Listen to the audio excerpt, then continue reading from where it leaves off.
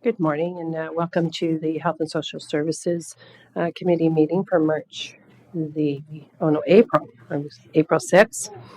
I'm going to do call the roll. My goodness.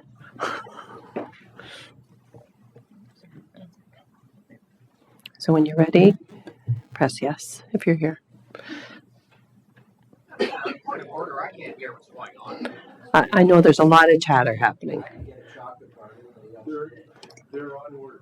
Councillor Brenner, can you just hit yes?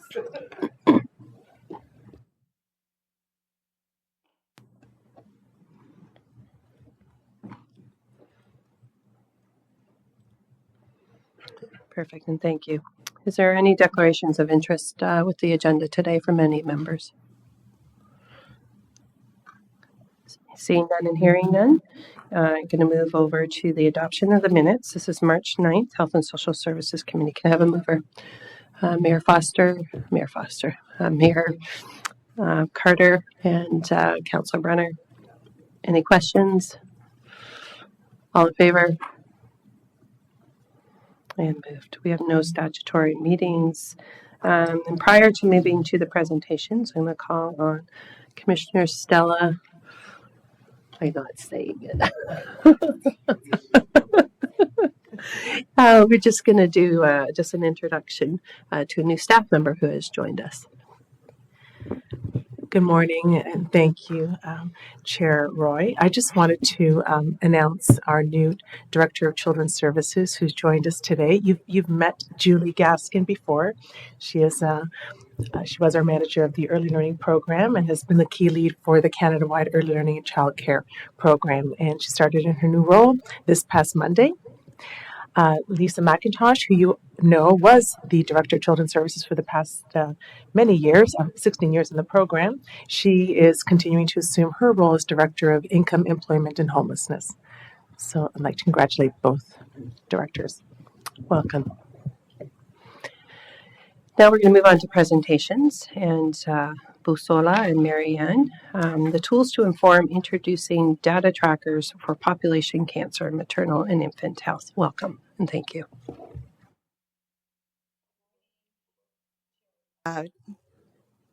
Chair Roy, committee members and guests. My name is Marianne Petrusiak and I am the Manager of Health Analytics and Research at the Health Department. Prior to COVID, my team was working on moving some of our large health status reports from PDFs into interactive dashboards. We did not have the chance to complete them before COVID monopolized our time, but we did get a lot of firsthand experience with the COVID-19 data tracker. Since then, we have used that experience to develop new dashboards that present various health data. I'm very pleased to introduce a member of my team, epidemiologist Busola Ayodele. And Busola is going to showcase 3 of our new data trackers on population, cancer, and maternal and infant health.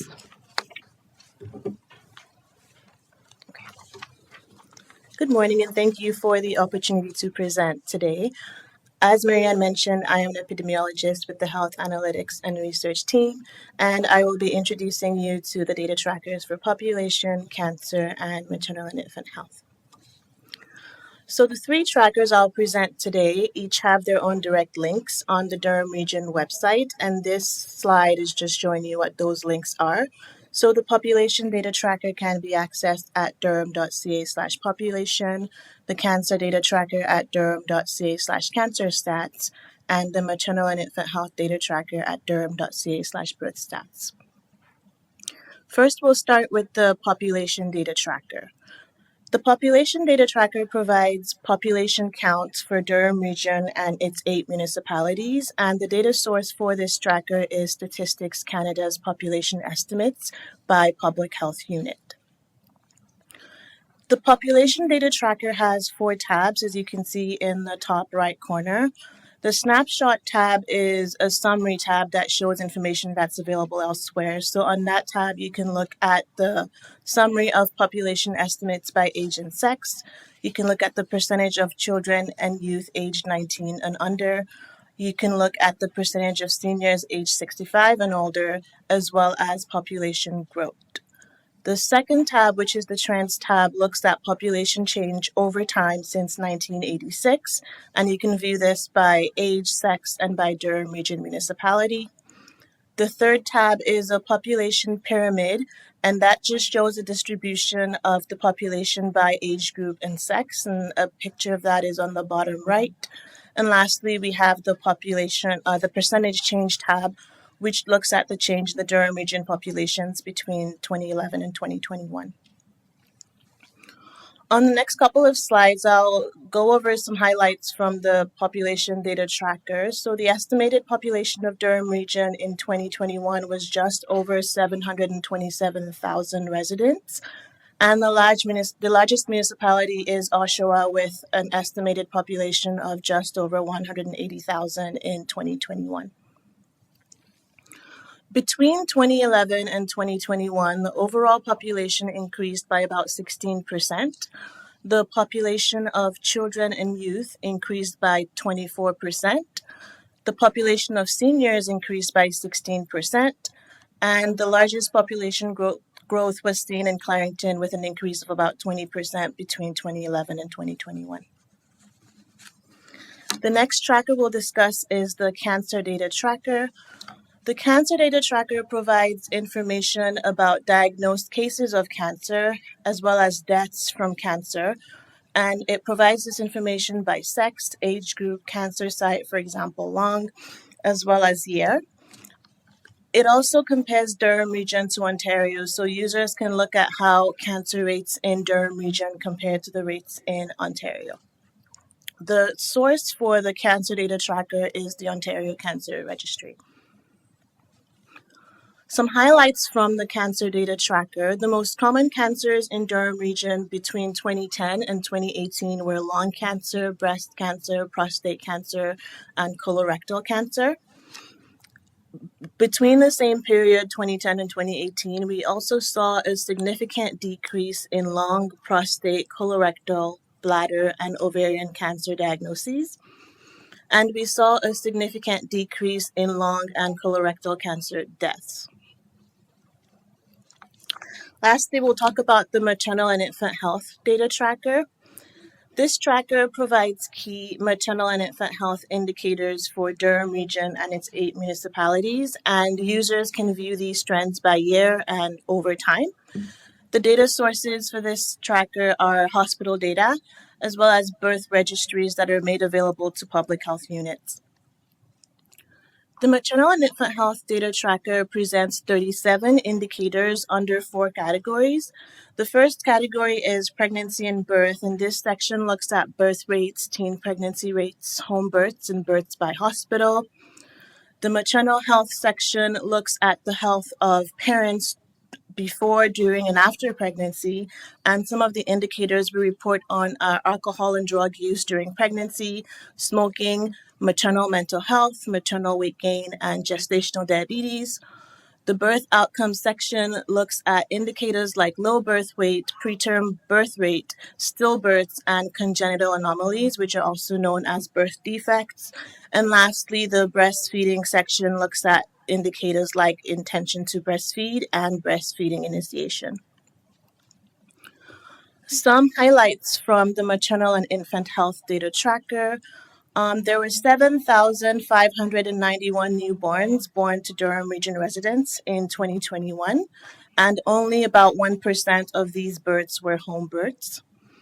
22% of those who gave birth in 2021 reported at least one maternal mental health concern during pregnancy, and this was a significant increase from 15% in 2013. The gestational diabetes rate increased significantly from 5% in 2013 to 11% in 2021. And lastly, the teen pregnancy rate decreased from about 20.8 per 1,000 females in 2013 to 3.4 in 2021. And what that last one just means was that in 2013, we saw about 21 teenage pregnancies for every 1,000 female teenagers, and that number drops to about 3 in 2021. The maternal and infant health tracker is accompanied by 2 complementary documents. The first one is a technical notes document that serves as a user guide, but also has more detailed information about how each indicator was calculated. And for transparency, we've also released an open data file that allows users to download the data, the community level data that we use to populate the tracker. We currently don't have an open data file for the cancer and population data trackers, but we're working on those and should be releasing them soon. When are the data trackers updated? So the population data tracker and the maternal and infant health data tracker, they're both updated annually, and we expect the next update to be this summer when we will add 2022 data. The cancer data tracker is updated when new data are available, and the next update will possibly be in 2024. We welcome feedback on our data tools, so we have released a data tool feedback survey that can be accessed on all 3 data trackers that I talked about today, as well as on some of our other health department data tools. And the survey allows users to provide feedback, ask a question, or report an issue with any of our data tools. And that brings us to the end of the presentation. Thank you, and Marianne and I will be happy to answer any questions. Great, thank you very much. This is very informative. Mayor Carter. Good morning, Madam Chair. Thank you very much. Good morning. So, easy question. Why is this information so important? It's important because it lets the public access the data that they need to improve their health. We sometimes get requests on information on health data, and by making it available in the format that I presented, it's easily accessible. They don't have to read long reports, and it's available for them. And with the open data file as well, it gives them easy access to the community level data as well as information on how we calculated it. Okay. How is the information going to be utilized by the region of Durham in regards to social services or health departments? So this information is very useful to our staff, and it is used regularly for the planning. So, for example, to understand where some of our priorities are, say maternal mental health is one, it's easily understandable that where some of the issues are, maybe particular age groups. There's a lot of information that you can drill down to that is very helpful for understanding our programs and where our priorities should be. So how does that fit into when you're looking at cancers? And that is a direct, I presume, role of the traditional hospitals and cancer centers. So how is this information helpful in regards to our health department or our social services department? So part of Ontario Public Health Standards is that public health units must provide this information to staff, to the public. So that's one thing.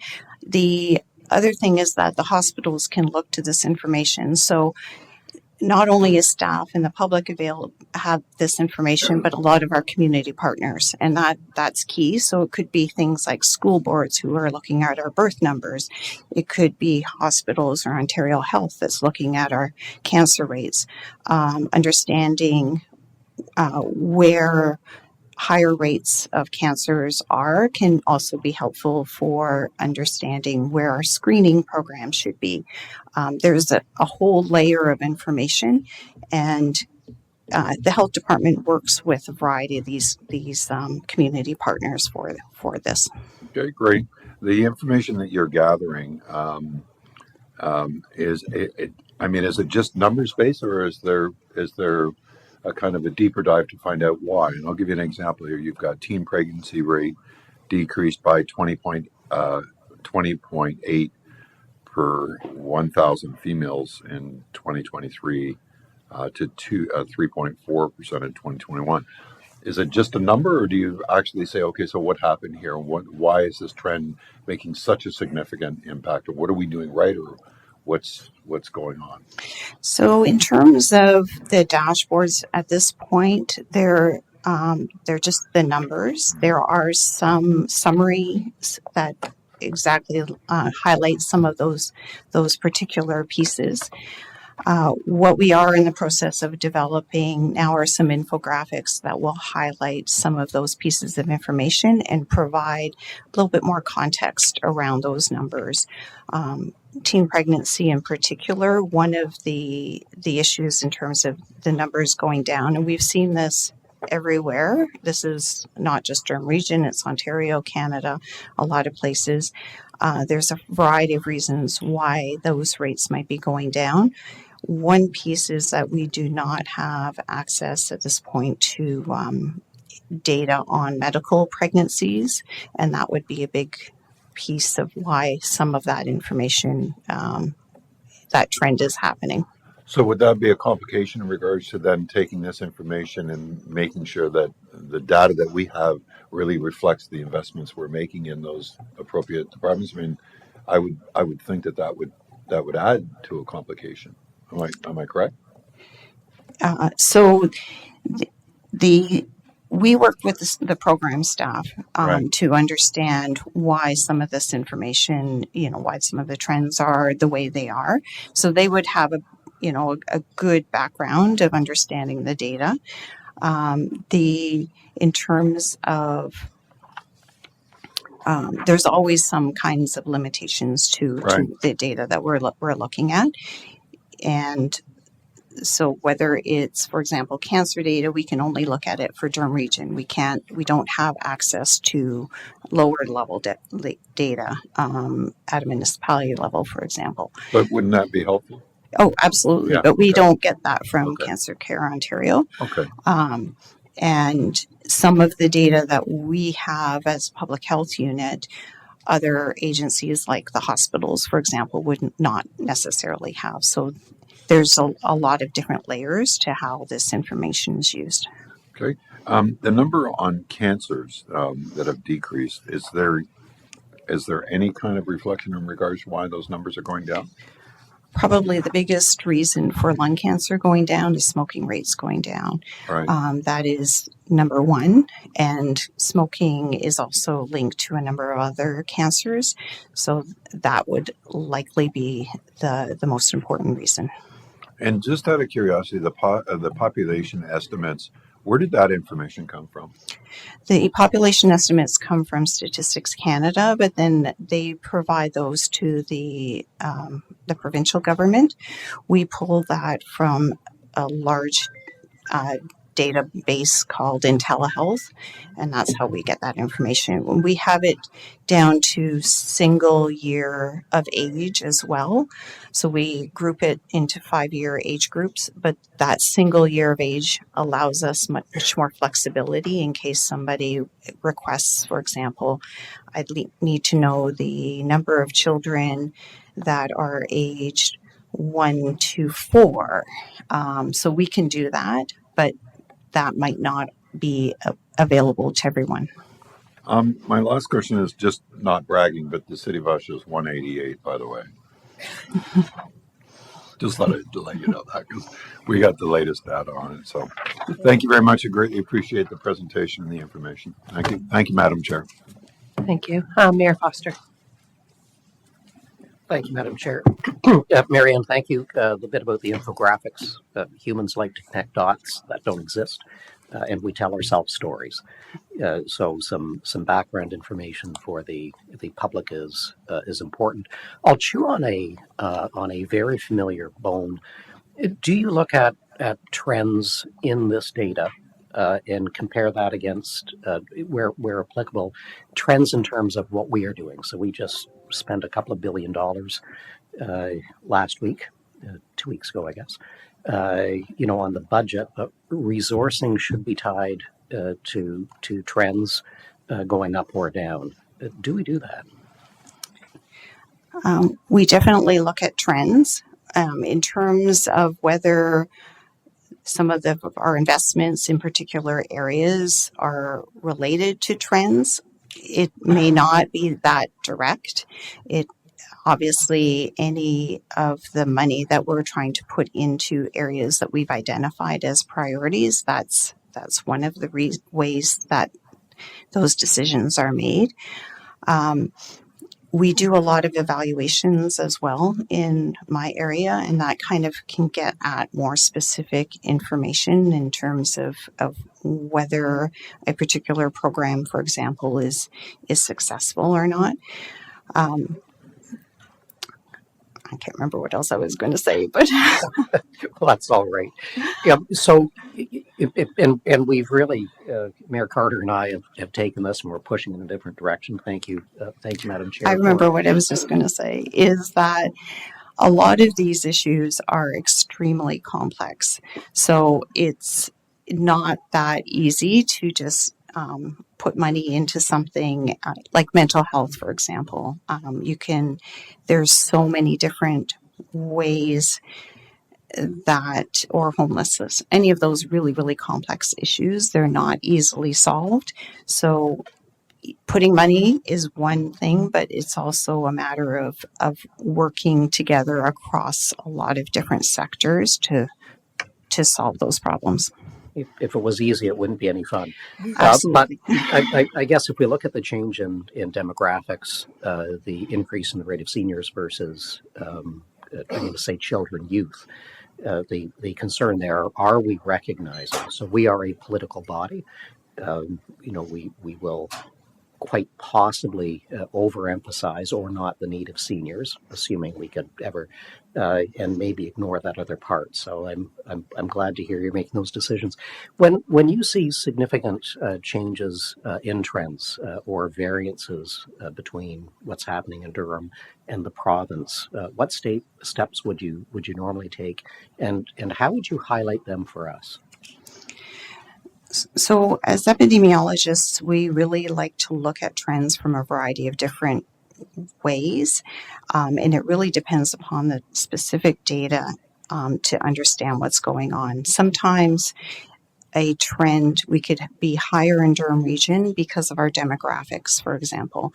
You just pointed that out in terms, so traditionally, Durham Region has had a much younger population than Ontario. I don't know if that's quite the same as it was before. Our birth rate has dropped a fair bit, but we do have an influx of young families where we're having new subdivisions, and you would have been experiencing this in Clarington in particular, right? So those kinds of demographics are going to have a huge effect on some of our health indicators. That's one of the pieces of information that we're going to look at, is understanding some of our demographics and how that might be driving a particular trend. We are also working on updating our health neighborhoods data. So the 2021 census data, we're just waiting for it in the next month or so. And we're going to be updating a lot of that data.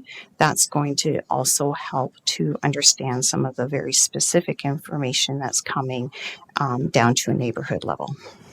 Thank you, Madam Chair. Thank you. Thank you very much. Councillor Anderson. Thank you. Oops. Just hold on.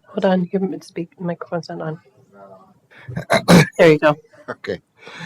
Just a quick follow-up to Mayor Carter's questions around cancer. So if there is a specific area that there is an increase in cancer, comparatively speaking to other areas, would you do research to find out the cause of that? I know you alluded to that you would provide supports, whether it's...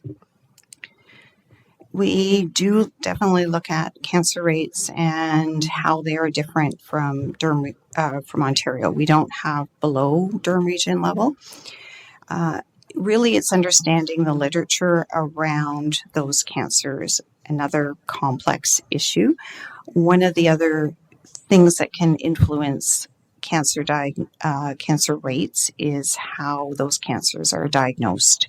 So there are certain cancers, and thyroid cancer is a prime example, is that those cancers can be fairly common.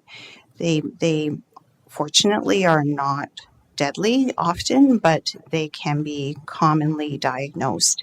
And so where there are physicians who are more likely to be looking for those cancers. They're more likely to find them. So GTA, for example, the Greater Toronto Area tends to have higher rates of certain cancers because they have more physicians who are diagnosing those cancers. So that's also another factor. Also, technology can play a big role. So if there is a new diagnostic test that is more likely to pick up a cancer, that can have a big effect on the trend. So all of a sudden you can see a big increase in a particular cancer.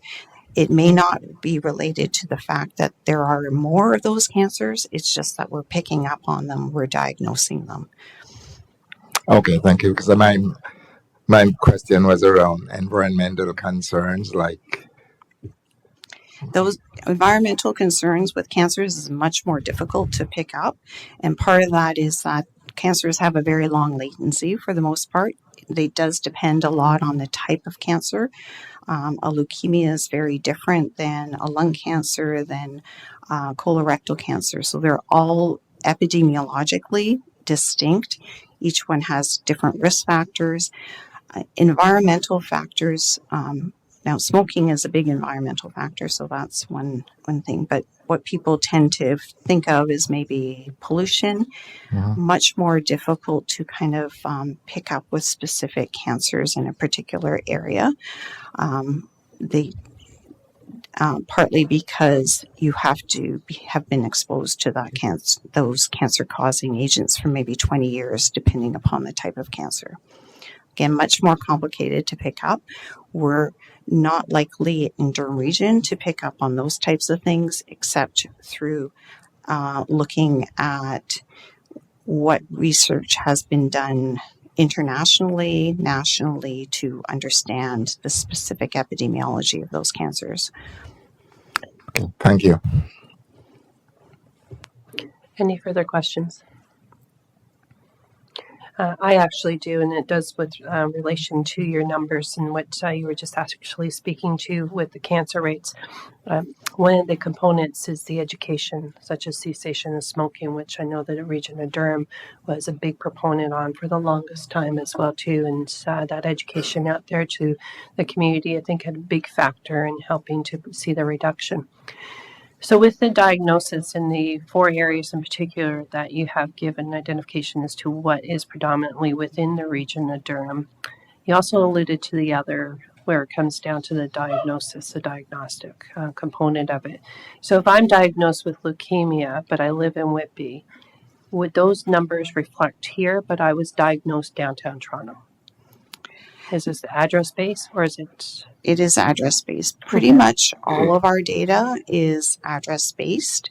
And as a public health unit, we have access to data across Ontario. So the way that we would analyze it is by Durham Region residents. You take some Ontario Health or a hospital, they're going to be analyzing it by who's coming to their hospital, regardless of where they live. So those are some of the differences of how you can take the same data but look at it different ways. And just for a fact for all of us around the table, the 4 cancers that are identified are predominantly the cancers that are treated at Durham Regional Cancer Centre. If you're diagnosed with anything outside of this, you actually go to another facility, which is usually in the GTA, just because of the expertise. And that's how they started out with the cancer centre as well. So, seeing no other questions, thank you very much for the presentation. And now I'm going to move on to Roberta Jago, Program Manager, Housing Services Division, Community Housing, the new legislative framework.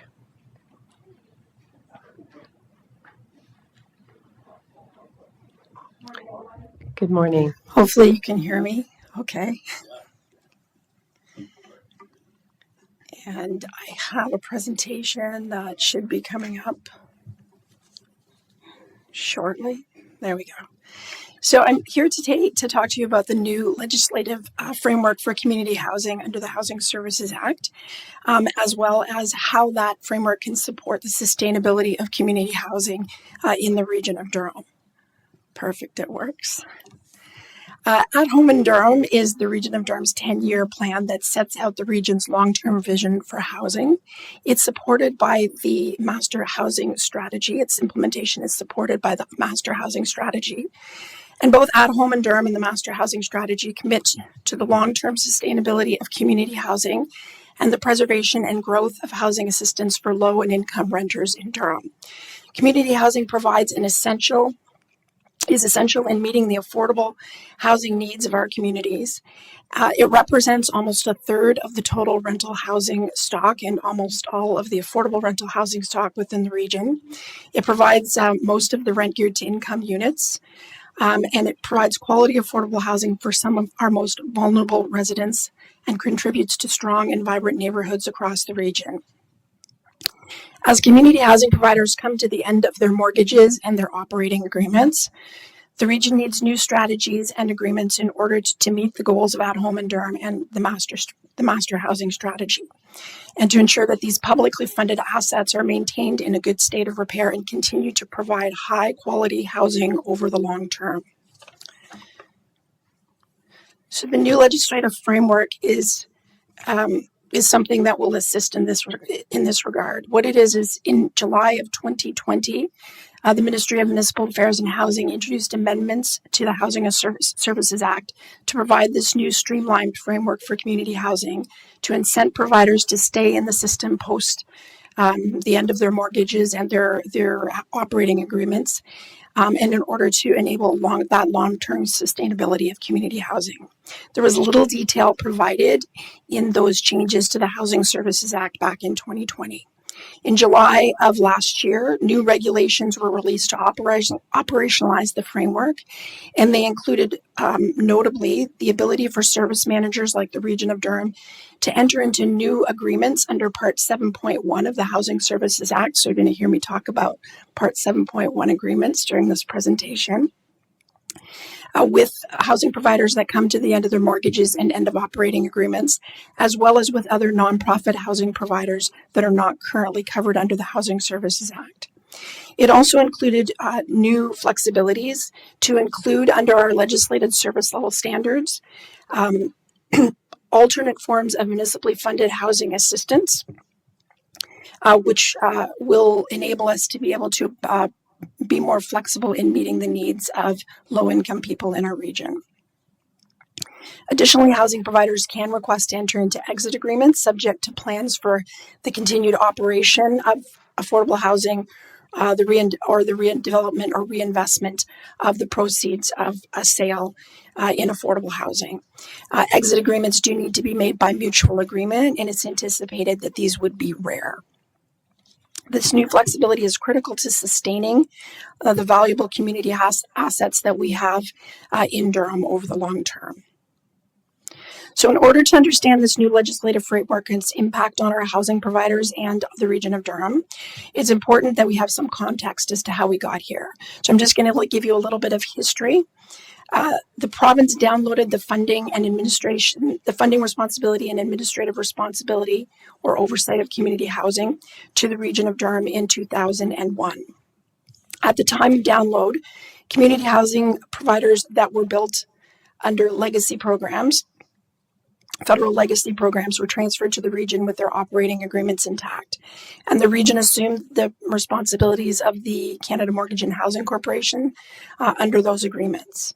Federal funding continued to flow through the province to the region on a declining basis. The operating agreements of provincially funded community housing providers, however, were terminated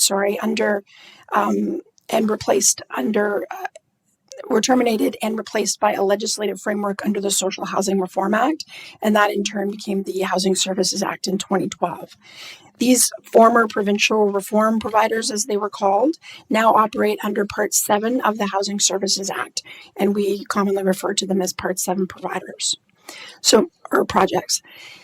Both these Part 7 projects and federal projects are designated projects under the Housing Services Act, but they have significant distinctions as to when their original program obligations end and when the region no longer has a duty to pay subsidy. So specifically at the end of operating agreements, for federal providers, they're no longer required to provide affordable housing, and federal funding essentially ends. At the end of mortgage for the provincial providers, however, there's no end date in the Housing Services Act, and Part 7 projects must continue to operate under the Housing Services Act, and subsidy payments may be reduced as there's no longer a mortgage subsidy for the region to pay. These mortgage subsidy savings can be reinvested under new Part 7.1 agreements with the housing providers to better meet the goals of At Home in Durham and the Master Housing Strategy. It's important to note that as long as a project, either for a federal project or a provincial project, remains a designated provider under the Housing Services Act, the region holds contingent liability for any provincial housing costs under the province's social housing agreement with the federal government, and this would include costs related to future financing. But providers that enter into Part 7.1 agreements with the region or exit agreements are no longer designated projects under the Housing Services Act, and the region does not automatically assume contingent liability for any future financing. So the Part 7.1 agreements allow the region of Durham to be able to negotiate what makes sense for the housing provider and the region of Durham over the long term. So by the end of 2031, all designated community housing providers in the region of Durham will reach the end of their mortgage or the end of their operating agreement. Currently, all federal providers are already at the end of their operating agreement, and by the end of 2023, 7 Part 7 projects, so those are those former provincial projects, will also be at the end of their mortgage. Housing services staff are currently working with the housing providers that are at the end of mortgage operating agreement, as well as those coming to the end of their mortgages at the end of 2023 about options under the new framework. We're looking at both meeting their individual needs, the individual provider needs, as well as ensuring that there's that strategic reinvestment of those mortgage subsidy savings to preserve affordable housing and to sustain the larger community housing sector. And the priorities under At Home in Durham and the Master Housing Strategy.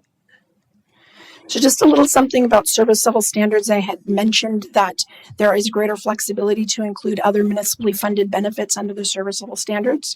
Service level standards are set out in the Housing Services Act. Currently, the region of Durham must maintain 4,446 rent-geared to income units. And rent-geared to income units are specifically set out within the Housing Services Act. There are very prescriptive rules in terms of the calculations of those benefits and who's entitled to those benefits. Much of our service level standards are covered by our nonprofit and cooperative community housing providers. In fact, about 2,600 of those total units come from that nonprofit community housing sector. Under the new legislative framework, as I mentioned, the region can now include that additional municipally funded housing assistance. Currently, we do have the Durham Rent Supplement, very limited units within the Durham Rent Supplement that had previously been excluded from our legislative.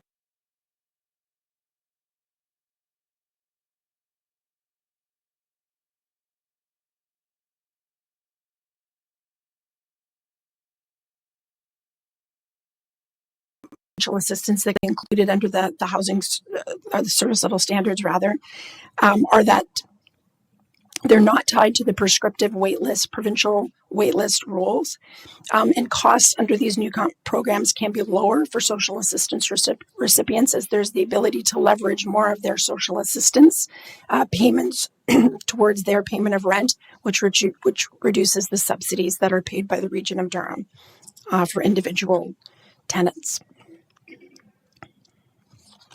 The Regional Council has already approved flexibility to shift funding within the current funding envelope between all service level standard eligible units and financial benefits in order to be more responsive to local needs and maximize the number of housing units that we have available to us.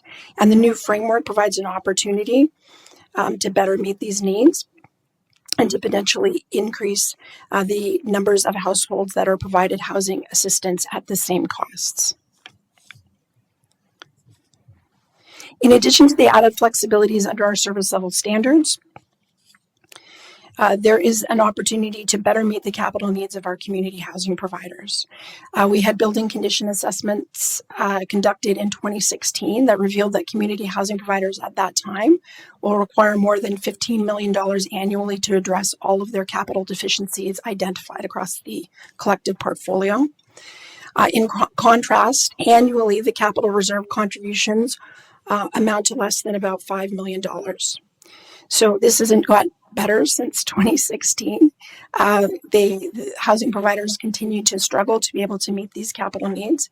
And the opportunities at the end of mortgage and entering into new Part 7.1 agreements with these housing providers provides an opportunity to address this deficiency by strategically investing in their capital needs through the investment of the mortgage subsidy savings under these Part 7.1 agreements. So what needs to be included in a Part 7.1 agreement? It does need to be it does need to have a minimum 10-year term and include a financial plan of at least 5 years that's been jointly developed by the Region of Durham and the housing provider. It's thought that the financial plan will be what drives most of the provisions under the Part 7.1 agreement. The agreement needs to address how the provider will meet its operating and capital expenditures. It will detail how market rents are set, and that's something that the Region of Durham and the provider would agree on. And it must set out a dispute resolution process with respect to compliance with the agreement. Additionally, it needs to have a plan for the continuation of rent geared to income or an alternate form of housing assistance for currently assistant households, as well as targets for both of those things. The region must provide funding to reduce or to defray the rent for targeted households and may provide additional funding as agreed to with the community housing provider. So we have a responsibility to pay for the pay for the subsidy of the rent geared to income or financial housing assistance, but there's also the ability to provide some operating dollars as well, or to assist with capital needs. So we're still working through the specific funding implications under Part 7.1 agreements, but generally the costs that are projected to be lower overall than they are under the current funding model under the Housing Services Act. Under the current funding model, the region continues to have a duty to pay subsidy to Part 7 providers, even at the end of their mortgage, although it will change a bit. So the funding formula under the Housing Services Act includes a subsidy for operating and mortgage costs, for property taxes, and for rent geared to income subsidy. At the end of mortgage costs will be zero, so that would reduce the mortgage component of the operating subsidy to zero as well, which would in turn reduce the region's annual funding commitment. In total, mortgage subsidies the mortgage subsidy savings are going to be realized incrementally as mortgages come to an end. But in total, the mortgage subsidy savings are projected to be more than about $167 million by the time the last Part 7 housing project matures in 2031. However, the current funding model results in some housing providers having to cover RGI subsidy costs and does not address the underfunded capital needs of the sector or the sustainability of the sector as a whole. At end of mortgage, some providers may actually receive little or no subsidy at all. Under a Part 7.1 service agreement, however, the region is required at minimum to provide that full rent geared to income subsidy or alternate form of assistance. Although these costs are estimated to be higher than they are under the current funding formula, they will be more than adequately offset by the mortgage subsidy savings. It's important to understand that the funding implications of Part 7.1 agreements for individual providers varies, and a customized approach is required to ensure that providers can meet their operational and capital needs over the long term. So the new framework includes reinvestment of It includes the ability to reinvest these mortgage subsidy savings under Part 7.1 agreements. And doing so will allow us to sustain community housing and address these underfunded capital needs, maintain and increase the number of assisted households under service level standards, and support new housing development and other priorities under At Home and Durham and the Master Housing Strategy within relatively the same funding envelope.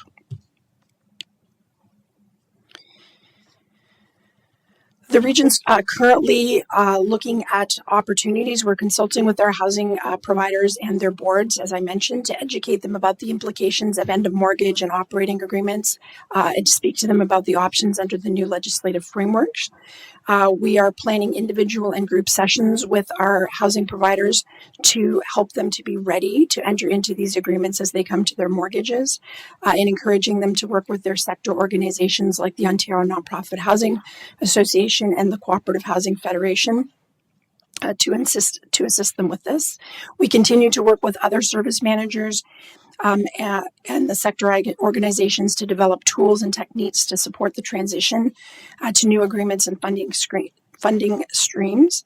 And we work with other service managers as well on the Housing Strategic Steering Committee in terms of moving this work forward. It is an exciting time in the history of community housing in Durham and in Ontario right now.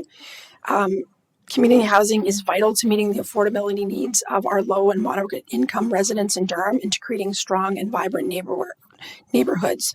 The new legislative framework and Part 7.1 service agreements will allow the region to strategically reinvest mortgage subsidy savings at the end of mortgage to allow the region to meet its commitments to grow and sustain community housing and expand housing assistance in line with the goals and objectives of our long-term housing plan At Home in Durham and our master housing strategy. Thank you for your time. Thank you very much, Roberta. I'm going to call on Mayor Foster. Yeah, thank you, Roberta. Thank you for that. You lost me at slide 2. I'm not, and my colleagues and staff may hate the suggestion. A number of years ago, staff prepared a training session for councillors that outlined the different programs, existing programs, differences between them. At the end of it, I think it was then Mayor Ryan described it as a dog's breakfast. And the challenge that we have, at least that I have, is trying to piece all of these very divergent bits together to understand things such as what you've presented. I wonder, Madam Chair, if it might be helpful to poll members and perhaps more broadly across Durham Region to see if an education session would help. So this was 30,000 feet, and I got to tell you, I'm not even jumping past a hurdle yet on this. You're going to be floored, but you're brilliant. I've never heard that before. Would you say that again, please? And honestly, through to Chair Henry, I don't think it should be about polling our council members. I think it should be about educating our council members. I don't think it's an option. So I was one step short of brilliant. Just one step short. One step short of brilliant. I will take that. Might I suggest as well, as you're talking about training for the housing providers, this may be an opportunity where you're already doing sessions to engage council. Do you have any focus, and Alan, we were just talking, any focus on developers? So there are so many developers that are they're viewing affordable housing as a way of getting applications done more quickly. They, in many cases, seem to be quite ignorant both of the planning process, which is an odd comment to say, but as well as the programs. Are you looking at doing any training for developers? Training with respect to the new legislative framework?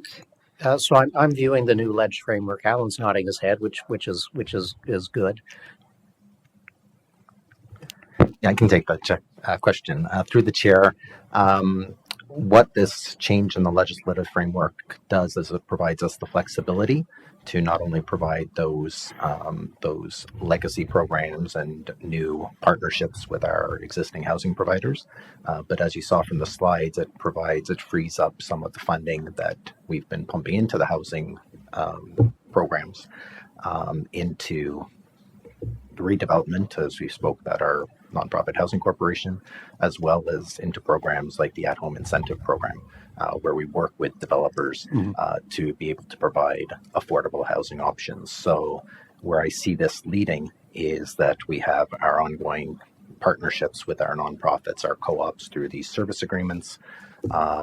And as time progresses and we free up more money while at the same time sustaining that sector, that we can pump money into new development, which will include partners that we haven't partnered with before. And many of those could be private sector developers. So it'd be something where very similar to the at-home incentive program. So I'll spin that a little bit. Are we engaging? Is there a format that we can engage the for-profit? Exactly what we were talking about earlier. If there's, a round hole, can we please show them what the round peg as opposed to the square pegs that frequently we see try to be smacked into these things? Yeah, and through the chair with the at-home incentive program, what we found from the first year was some very experienced developers who were putting the round peg into the round hole, and they were most likely successful. And there was a number of developers who this is somewhat new to them, so they were putting their square peg into that round hole. So as we mature through this AHIP program and continue to provide capital to incent some non-traditional partners, we have the opportunity to educate them so that on the next round, they're able to put together a better proposal that will be more in line with what the goals of the region are as far as the development of affordable housing that's not only financially sustainable on its own, but for the region of Durham and its broader budget. So I think that was a yes. I'm going to take that as a yes. Roberta, to roll back to the EOA and EOM, I know of one building in Clarington where they are. I have no idea how many years it has been since they have left the program. They ventured out on their own. The board and managers of that program are quite critical. They are delighted. You know exactly who I'm speaking of. The one slide suggested that there are incentives to try to keep these organizations within the fold. Is this problematic? And if I took the stories that I'm hearing without hearing the other side of the story, I would be led to believe that some of these groups are far more effective at delivering a better quality product with much less expense. So do we have a number of groups that are heading for the door as quick as they can head for the door? And if so, why and what are we doing about that? So I wouldn't say that we have a number of groups that are heading for the door. It's not a stampede. This is good. I think that most of our community housing providers are as excited about the new legislative framework and the opportunities under Part 7.1 agreements as we are within housing services. The ability to kind of uncouple the programs from some of the restrictive rules, which have been the kinds of things that community housing providers have, struggled with for a number of years, and to be able to negotiate things that both work for the provider over the long term as well as the region in its plans and its strategies for the sector as a whole, they're much better under the Part 7.1 agreements than they are under the Housing Services Act. So I think people are eager to look at what can happen there and to build in those kinds of flexibilities and a customized approach. Regional Council had previously directed, prior to the changes in the legislation, that we look to delist some of those federal providers from the Housing Services Act because of the contingent liability issue that I had talked about. And there were a few providers that were taken out of the Housing Services Act before the province introduced a 3-year moratorium on it. Some of those providers have actually approached us to come back in under a 7.1 agreement. Good information. Thank you. It's such an amazingly important file. Thank you, Madam Chair. Thank you. Thank you. Mayor Carter. So I have to echo what Mayor Foster said. It is very complex, and to find some simplicity to it, I think would be very beneficial, because I think both of us were sitting here going, "We like soup." Like, I mean, that's kind of thing. In your opinion, based upon the old agreement and this agreement, is this agreement, do you believe, more beneficial in regards to us accomplishing the tasks? I think that the Part 7.1 agreements afford a great deal of flexibility to be able to meet the needs of housing providers, including those underfunded capital needs, as well as to address the kinds of things we want to accomplish within At Home in Durham and the Master Housing Strategy. The Part 7.1 agreements operate under the Housing Services Act. And so it's what's in the Housing Services Act that limits the kinds of things that we can do, from funding, operating, how tenants are selected, those kinds of things. But there's a great deal of flexibility. It's sort of a baseline, the kinds of things that I took you through in terms of it needs to be 10 years, there needs to be a financial plan, there have to be some targets. It doesn't specify what specifically that has to look like. That's something that the housing provider in the region of Durham would negotiate. So both partners would be satisfied with what's moving forward. So I'm confident that it will move us closer to the goals that we have in our plan. So there's a couple questions I want some clarity on. I mean, there's one of the blatant aspects of it is the capital needs of $15 million annually, a capital requirement. So under all the new agreements, I'm fairly familiar with Condominium Act, which states that condominium corporations must have a certain percentage that must be set aside in regards to capital repairs in their operating budget. So are all of our operators, do they have, or will they be mandated to be able to have 20 or 25% of the total budget allocated in regards to capital as part of the new agreement? So under the new agreement, they have to have a 5-year plan that's revisited at the 5-year point within the 10-year agreement that sets out how they're going to meet their operating and their capital needs. So part of that would be their capital plan and what they put into their reserves. So that would specifically state a percentage of what revenue is coming in, what percentage would be put off the side for capital repairs, and that would be over the next 5 years as part of the agreement that they would sign. Is that correct? It would be part of the financial plan that will form part of the agreement, yes. Was that not in place prior? Was that not in place prior? It was in place, but providers are funded under the funding model under the Housing Services Act, and the funding model under the Housing Services Act sometimes did unexpected things, and I think that was part of the issue.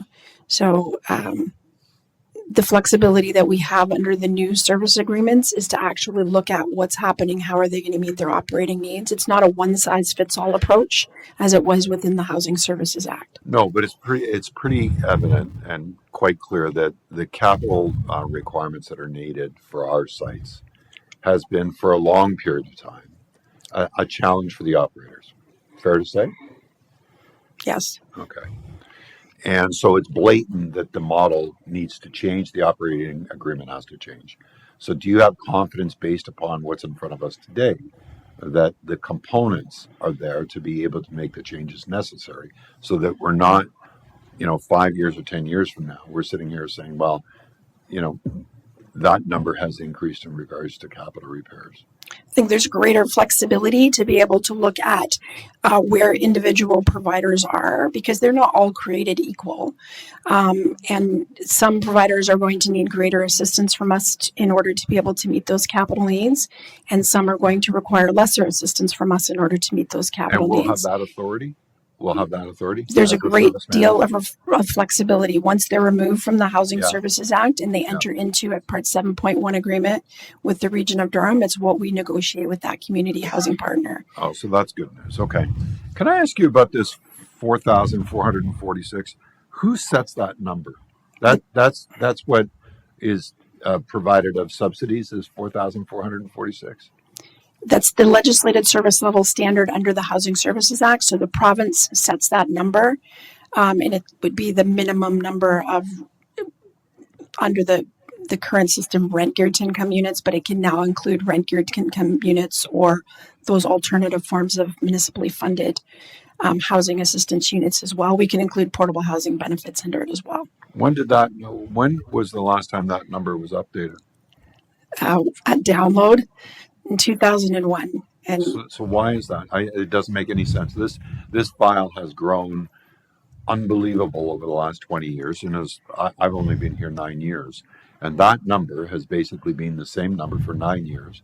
Our wait lists are longer. The demand on supportive units has grown tremendously, and the region has made some major commitments in regards to providing 1,000 new units, I think by next year. And so I'm wondering, why is this number? Who changes this number? Is this the province? it would be the province if it was changed, but I don't think the province is going to change the number. Why? It's the minimum service level standard. There's nothing in the Housing Services Act or anything under the new legislative framework that would prohibit a service manager like the Region of Durham exceeding that service level standard. And in fact, Regional Council back in, I think it was 2004, did state that we can exceed it by 35 units. So we actually aim towards 4,481 because that was council direction. It's just the minimum number that the province sets. We shouldn't be going below that service level standard. But don't you think it would be beneficial to see that number be increased into today's numbers? I'm not asking you a political question. I'm asking you in regards to operational. Does that not make sense? I mean, I understand it's a minimum, but shouldn't our minimum? I know that I was under the impression that there was part of our whole collection is about 6,200 units. Maybe I'm wrong, Alan. I'm looking at you. Okay, good. Sure. But this minimum number, don't you think that if it hasn't been changed, and we're saying, let's say from 2005, don't you think this minimum number should be increased? I think that there's certainly a need for more affordable housing and greater housing assistance for the low income people in Durham. Smooth. That was very smooth. Again, it's the minimum number, but there isn't anything that there isn't anything in the Housing Services Act that would prohibit the Region of Durham from exceeding that number. No, I understand, we will exceed it, and I think we're committed to it. I just think that, anyways. If I may Sure. interject, when we're talking about the 4,446, and as Roberta stated, that's a provincial number. So when we complete our service manager annual information report, we report on that number. Each service manager is responsible for a housing and homelessness plan, which we all know ours is at home in Durham. And that's where we have the ability to set targets, and we have one of our goals, affordable rent for everyone. So according to our housing plan, we've already set that target higher, but we don't want to go back to the province to have them impose a made-up number on us or any other service manager, strictly for reporting purposes. So there has been that shift, not only to more flexibility, but as we keep reminding the province, we all have our own housing and homelessness plans, and that guides the work that we do, as opposed to the province, which doesn't pay for anything. My last question, and thank you very much, Director, and greatly appreciate that. My last question is based upon this 7.1 agreement. I don't know if I'm using the right words or terminology. Do you believe that we'll have better outcomes based upon what is available now in regards to redevelopment, divestiture, new investment, utilizing dollars better, creating safer, healthier environments for people to live in Durham Region based upon our responsibility as the regional government? I think that all of those things are things that we want to be speaking with the housing providers about and ensuring that whatever we put into these 7.1 agreements is going to move us in that direction towards those better outcomes. But does it give us more authority over those individuals once they sign those agreements, that the region has more authority over them? What do you mean by more authority? Well, I look at accountability because I know that some of the prime example is, I mean, we've talked about the capital aspects. Um, one of the aspects is in some circumstances, we have volunteer boards, and those volunteer boards may not have the expertise that our staff have. And when it comes to capital, having someone that is an expert in regards to infrastructure and things that are necessary to be done, it would be beneficial if the region had more of a voice at the table to make sure that the pressing needs were being addressed. Many of the volunteer boards struggle with the expertise that is necessary to be able to make um, the proper decisions at the proper time. So I'm wondering, under these new agreements that they sign with the region, would the region have more authority over them or more oversight over them so that we may be able to accomplish more? I think one of the things that we are looking at when we are looking at Part 7.1 agreements is the readiness of the provider. And you are correct that some providers will require less oversight than other providers. And that would be something we would negotiate within the agreement.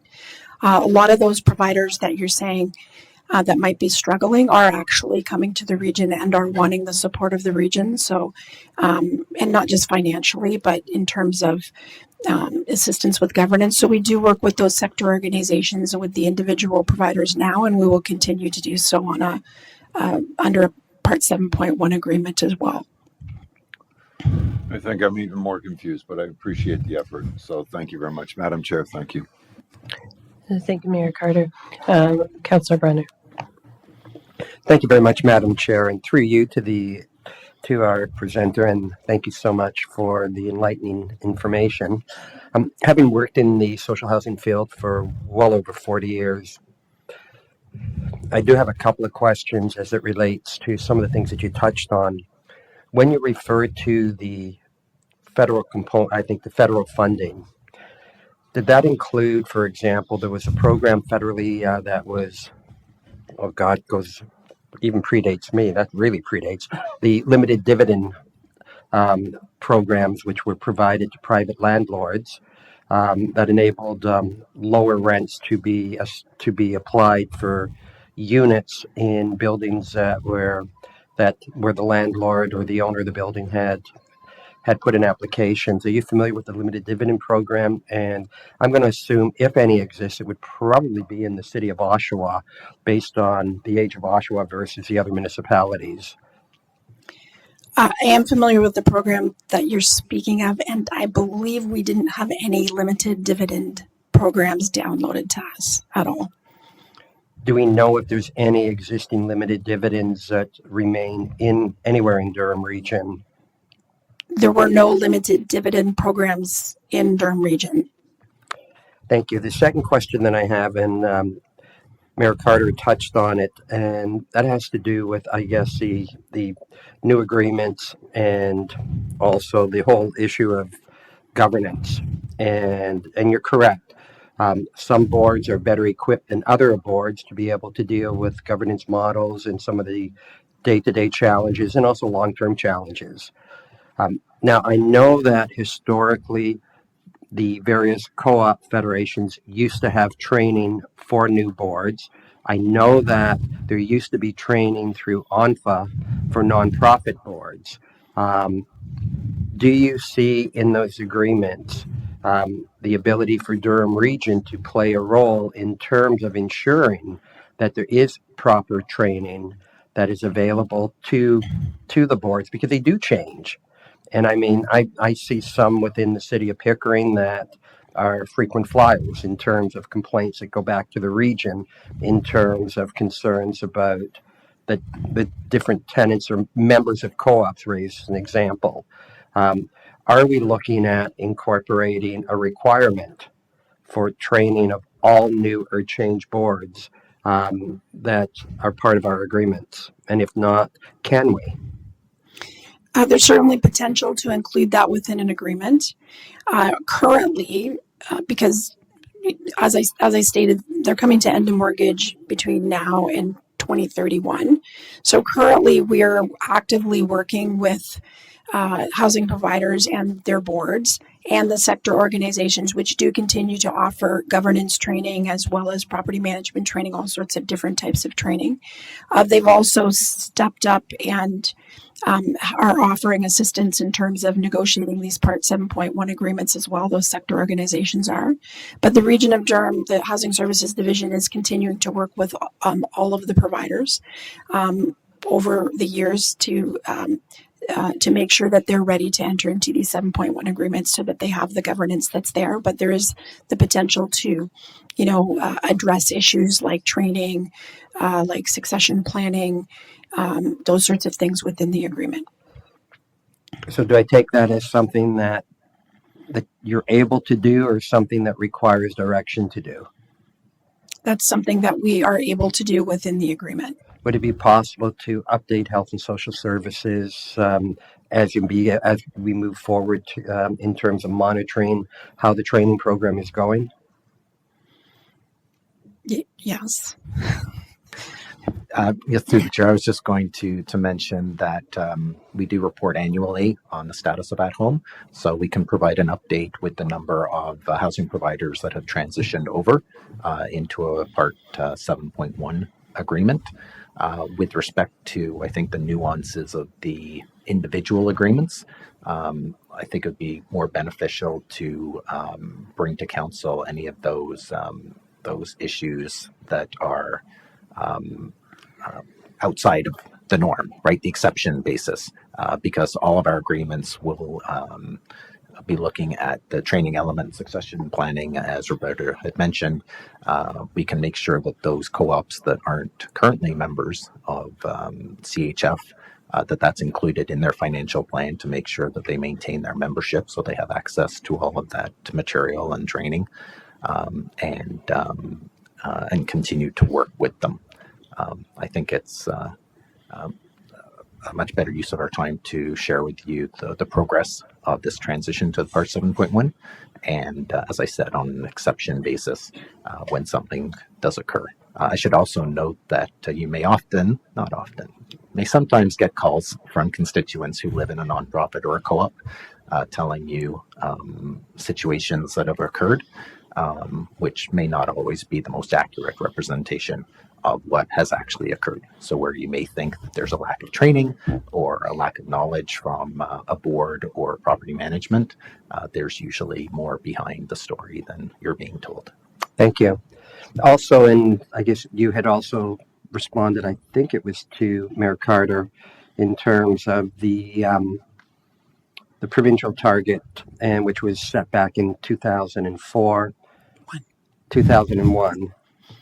And then also the motion, the direction from council, which I think you said was 2004, which exceeded by what percent? It exceeded it by 35 units. And we go in excess of that, am I correct? I'm referencing that because it's like deja vu, because I recall moving that motion back in Health and Social Services back then as well.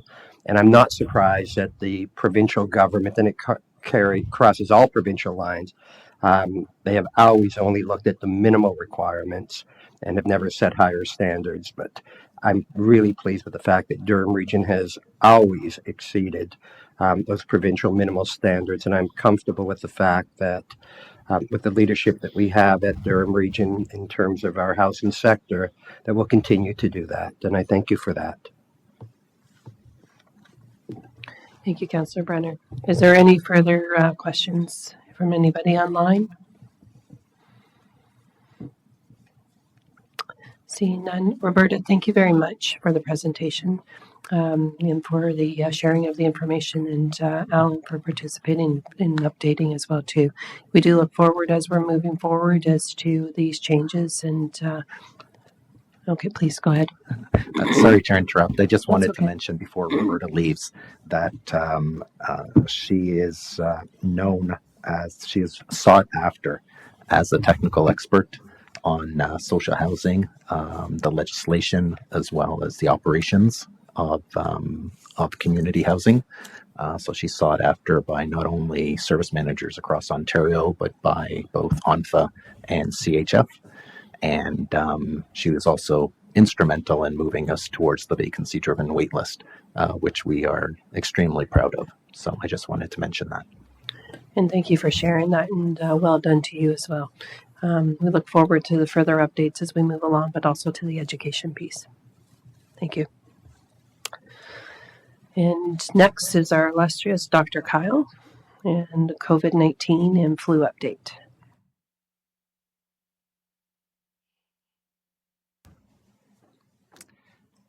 Oh, there we go. Good morning, Chair and committee members. Happy to be here to provide an update on COVID-19 and flu. And I'm the third presenter, and I'm mindful of your time, so I'm going to race through my deck and try and focus mainly on what is new since my last update. First, it's important to note that in March, the World Health Organization issued a statement which brought attention to changes to its working definition and tracking system. I won't go into the details, but I think it's important to note that to date, Omicron represents the most divergent variant of concern, and Omicron viruses account for over 98% of the publicly available sequences since February. So the pandemic continues in Durham Region. If you look at this graph and the right-hand side, you'll see that it's continuing its slow burn. We are seeing and continue to see outbreaks mainly in hospitals and long-term care homes. Fortunately, the trend is downward, and in terms of severe outcomes, mainly hospitalizations and deaths, they continue to be low. We continue to roll out vaccine. We're getting close to 1.7 million doses administered. The main channels are pharmacies and our community clinics. And as you can see in the graph, most of the vaccines since the new year has been the bivalent. When I say new, probably the fall. If you look at vaccination coverage, if I can draw your attention to the tile at the lower right hand, you'll see that only under 17% have received any vaccine dose within the past 6 months. So we have some work to do in that regard. This is the first major change. So as of April 1st, the number of sampling sites for our wastewater signal has been reduced from 7 to 2. And this is by direction of the Ministry of Environment, Conservation and Parks, which is responsible for the management and funding of Ontario's wastewater surveillance initiative. And if you look at the signal in the graph on the lower right hand, you can see that the trend in terms of the signal is downward. There have been no changes with respect to guidance for case and contacts. I should note that there has been an easing of some of the pandemic response measures in long-term care homes and retirement homes since the end of March. Flu continues to smolder along. Not many cases. We haven't seen a predominant second wave, if you will, which typically this time of year is due to flu B. You can see that as of this week, our flu status is moderate. And as you can see in terms of respiratory outbreaks, since we started tracking the end of August, there have been just over 200 respiratory outbreaks, and the causes are noted in the graph at the bottom. And there hasn't been any significance in terms of childcare and school absenteeism, and there have been no changes to the current masking requirements. In terms of eligibility for COVID-19 vaccine, we're expecting an announcement later this morning. And that announcement, among other things, will let us know who is eligible for a spring booster dose and what is the dosage interval. Until we see the details, of course, we're in the dark like you folks are. we have some sense of what it's likely to be. And it's important to note that we need a bit of lead time, and we've had no lead time in terms of amplifying the message locally and getting the machinery in place for us to roll out vaccine at our clinics. And speaking of clinics, in terms of the vaccine delivery channels for both COVID-19 and flu vaccines, there really have been no changes since my last update. So that's it, Chair. Quick summary of where we're at. Happy to answer any questions that you or the committee may have. Thank you, Dr. Kyle. I do have Councillor Brenner. Thank you very much, Madam Chair. Dr. Kyle, thank you. This is sort of a quantum leap, but it is flu-based, so I checked to make sure that this question would be appropriate since it's flu was part of your presentation. You probably know where I'm heading, and that's a question regarding the avian bird flu situation in our region. And first off, I want to thank you and your staff for getting the information out as quickly as you did when I reached out a couple of weeks ago.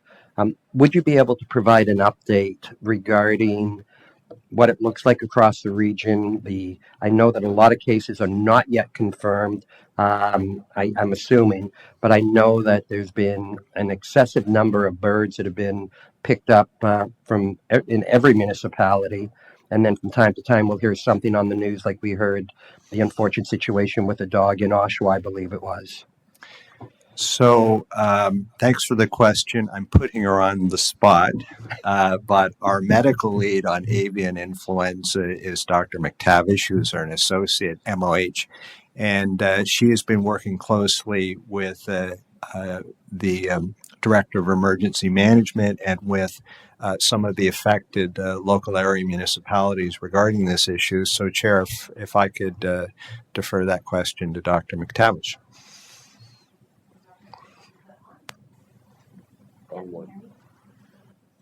Wrong one. There. Thanks very much for the question. So it's an ongoing issue for sure in Ontario. It's not a new issue, though. Definitely, we've heard a bit more about it recently because there have been more birds found. So people are letting their councillors know, municipalities know. But the risk to human health is tremendously low. The dog was interesting for sure because that's the first case I understand globally. So there's a lot of attention about that. So we've been speaking with our provincial peers about that. But it's not really new because scavengers are known, when they eat carcasses. So wild dogs have been known. We've heard about skunks and raccoons in other parts of Canada. So the dog was acting like a scavenger. So that's sort of how the pet got it. The risk to human health is so tremendously low. It's an avian influenza. So globally, we hear of cases, but it's usually people who have backyard poultry. The poultry is sick. They're caring for them because it's their livelihood. So we do get reports. Whenever there's federal reports, we get them. But there has not been a case of avian influenza. I think the only case in Canada was in the early 2000s, and that's from somebody who came back from travel to China. So we deal with the human piece. So emergency management has been really great about dealing with the municipalities about sort of the emergency response piece. What do you do with the dead birds? So we put out as much information as we can. We continue to work with James in the emergency management office, but if people are finding birds, the municipalities are taking care of them. Thank you so much for all your work with that. People know what to do with them when they find them on their property. They bury them based on bylaws, and we'll continue to monitor. And if there is any risk increase to human health, you will all be the first to know. So I'm happy to answer any questions, but that's sort of the summary now. Thank you. The summary's been excellent. I've never doubted the side of it as it pertains to human risk in terms of that it's very rare, if any. I've got to be honest, I looked at it through the lens of being a pet owner and a dog lover and cat lover, and I know that that's not the area probably that public health would be involved in, but I do appreciate the information that you have shared with the lower municipalities, and in particular, even the whole question of bird feeders at this time of the year.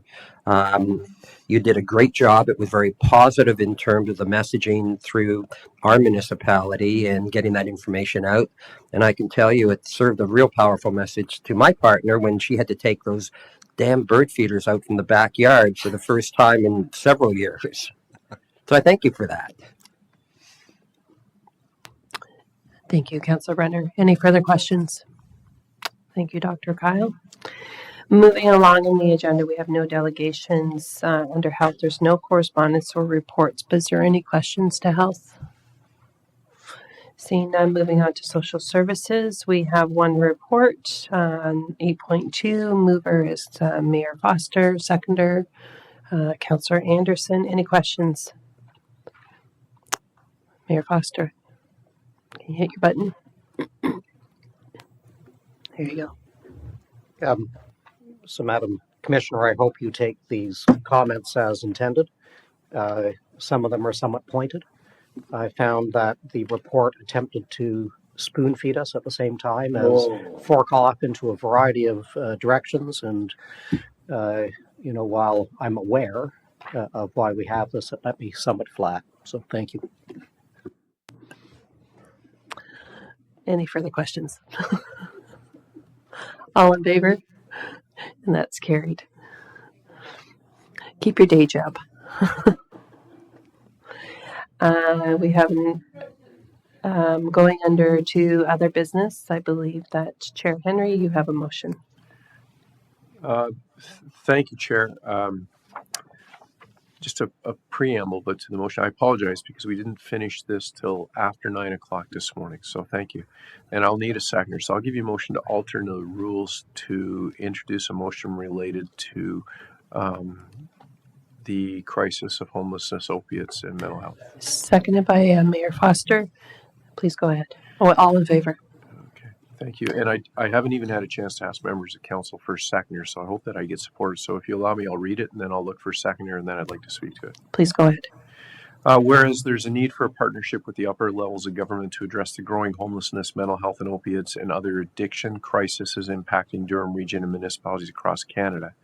Now, therefore, be resolved that the staff be directed to develop an engagement plan that encourages the federal government to declare these crises a national emergency and to work with the provinces to ensure that the proper actions are taken to appropriately address the emergency, and that staff be directed to report back on the engagement plan and next steps at the next Social Services Committee meeting, Health and Social Services Committee meeting. And if I can get a seconder, I'd like to speak to it.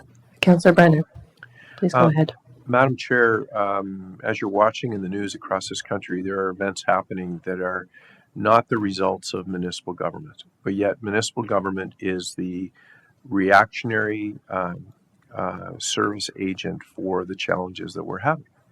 But we don't have the tools to correct it. We're not mental health experts. We do not have the ability to change the judicial system. And most of all, there needs to be the questions need to be asked. And it just cannot be at our municipality. These problems are coast to coast. There needs to be a declaration of this crisis, and the federal government needs to take the lead and ask the questions. How did we get to where we are today, and where did we fail? If this is happening in every community across the country, then there is a problem. It's not a Durham problem, it's a Canadian problem. Madam Chair, the challenge is while we're doing great things in our community, it's also being paid for the most part off the backs of our residential homeowners and our taxpayers, as it is in every other municipality, large municipality that's having this problem, including our conversation yesterday related to the town of Whitby. That this is beyond our ability to fix, and it needs national leadership to address the issue, to come out with a plan, and make the changes where we need to make that. But the only way we're going to make those changes is to say, how did we get here? In Durham Region, we're blessed right now. We have an unemployment rate that is considered zero, yet we have more and more people living on the streets. We have challenges in not just the city of Oshawa, but Ajax, Pickering, Whitby, and some of our northern municipalities with the challenges that we cannot fix, but we are supporting with taxpayer dollars. This is no longer within our realm or the affordability of municipal governments to continue to do this without the support of the federal government. And I hope that staff can come back and deliver the information that's needed. I would have liked just to put a motion on the floor to have the federal government declare this a crisis, but they're just going to take that and do what they do with most of the stuff we do. But we need to get our partners across this country organized. We need to now stand up for those who need help.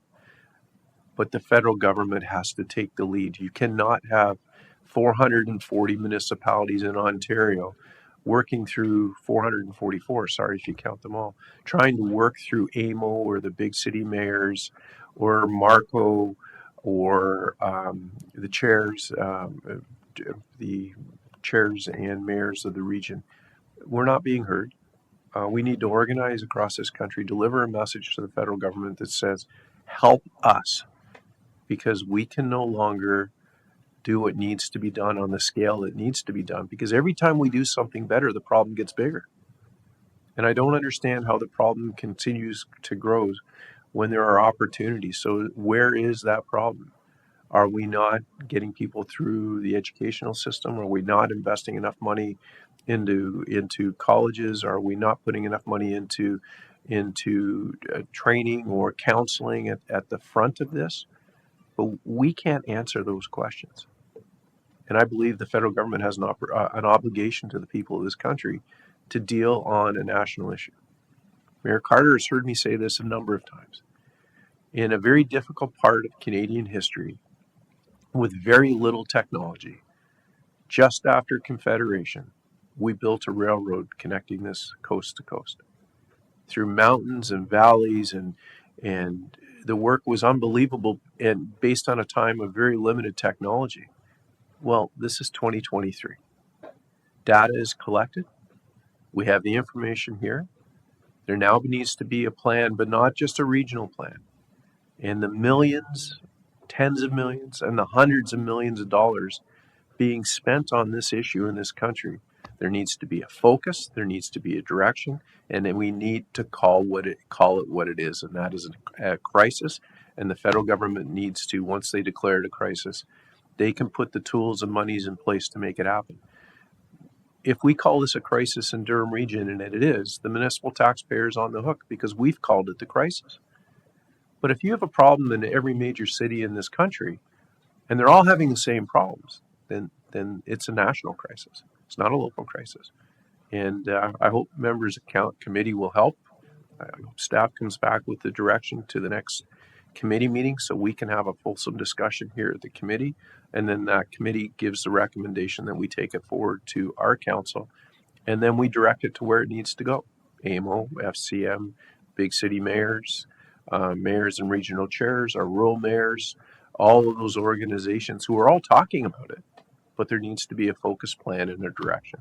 So thank you for allowing me to bring the issue forward. And I apologize to committee because I didn't get it to you in advance. No, it's fine, and thank you, Chair Henry, for bringing this forward. I think that a lot of what we need to get focus on is that's the education side of it, but the reality check. There's a lot of ignorance out there. Even just the experience of yesterday, when we're talking about Whitby, and there's a lot of ignorance out there as to what is happening out in our communities and what we need to be doing. I'm going to call upon Mayor Foster.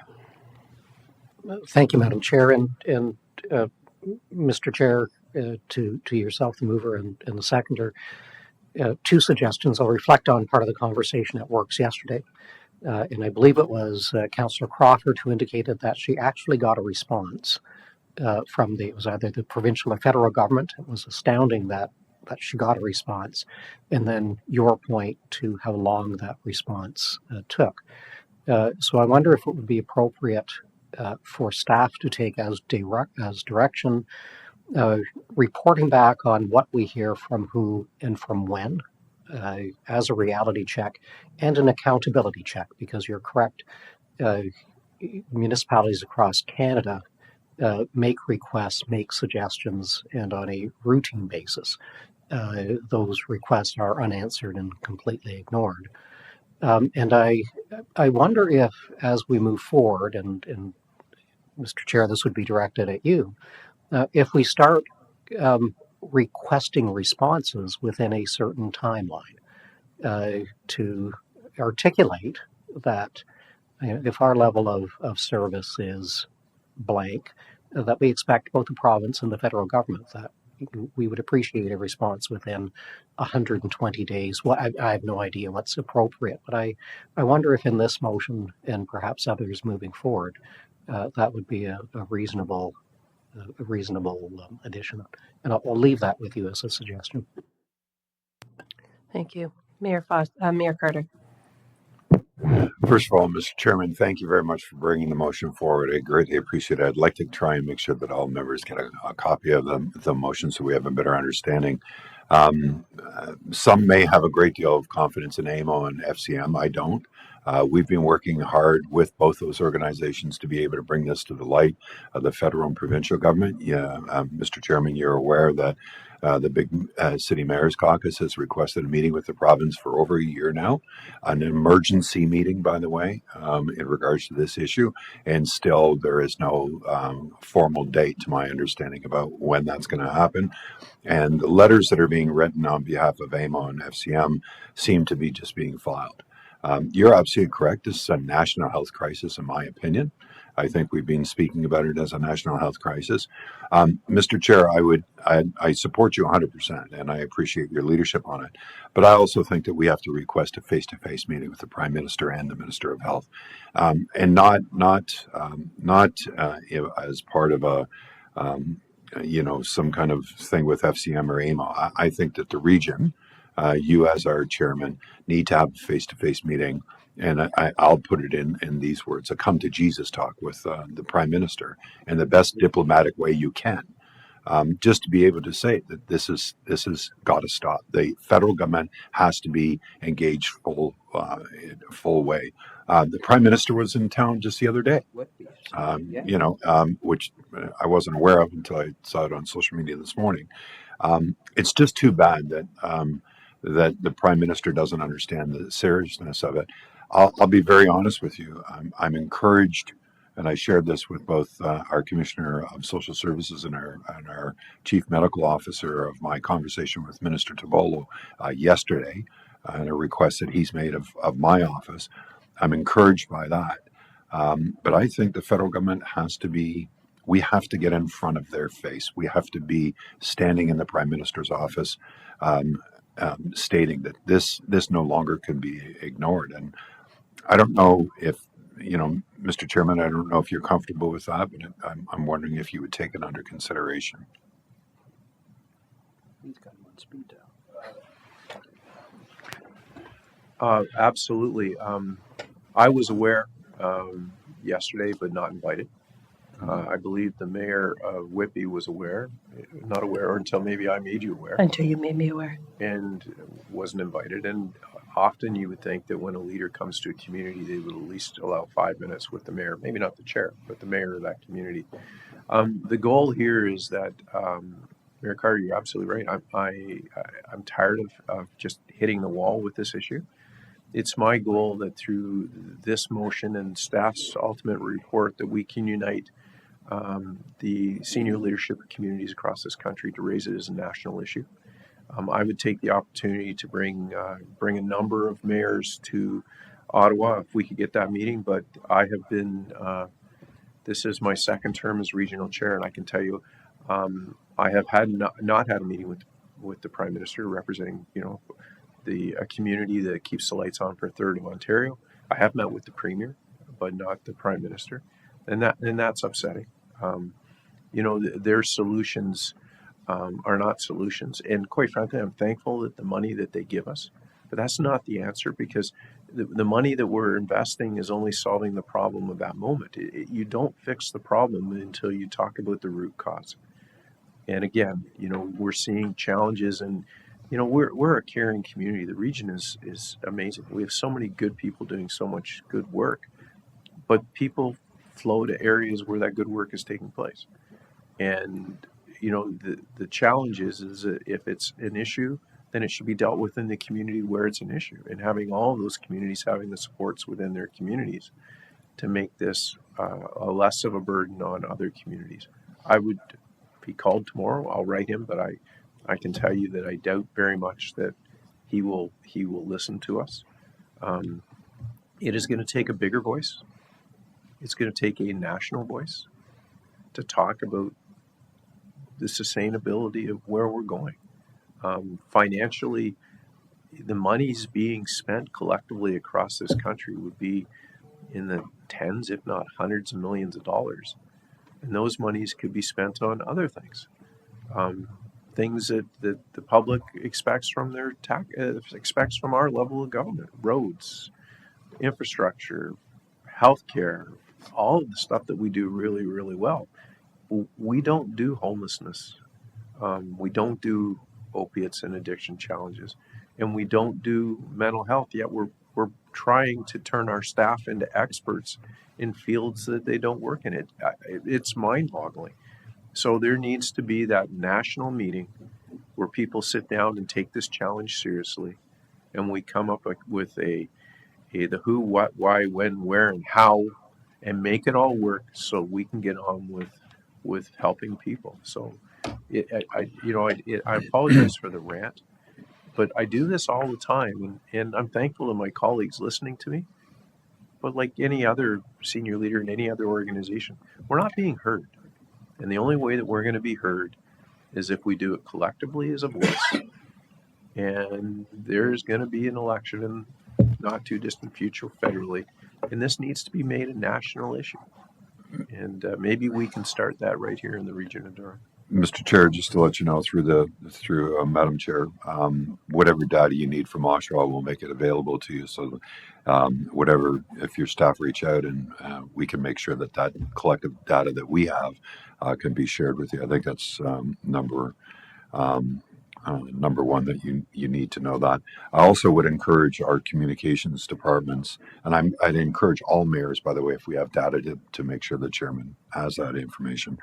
The second component is, I think that we have to look at some kind of an media campaign in regards to what we are facing, not only as the region of Durham and the area, but the urgency of having the federal partners and provincial partners at the table, I think, is absolutely necessary at the same time. So I just, I don't know what the answer is, but I worry, Mr. Chairman and Madam Chair.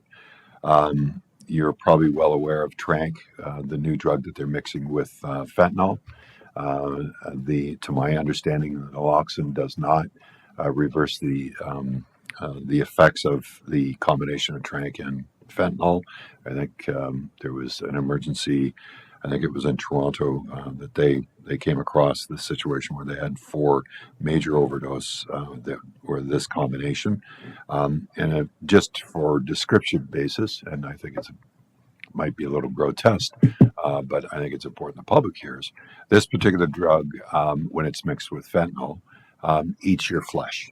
And it's so painful that people continue to inject it because of the reason that they're trying to look for pain relief. And the seriousness of this drug is just horrific. So, I think we're well past a moment of crisis, to be honest. I think it's a national issue. It has to be. I was in Toronto on Monday. I was shocked at not only the severity of the addiction issues that I saw in the richest streets in Canada. I was on Bay Street, and the severity of individuals that are completely just broken due to both mental illness and drug addiction is just extraordinary. And I appreciate what the chairman's doing. So whatever help you need, you've got it from us in Oshawa, and we thank you very much for your leadership on it. And thank you, Madam Chair. Thank you, Mayor Foster. Mayor Carter. I don't know why I do that to the two of you. It's like my own kids.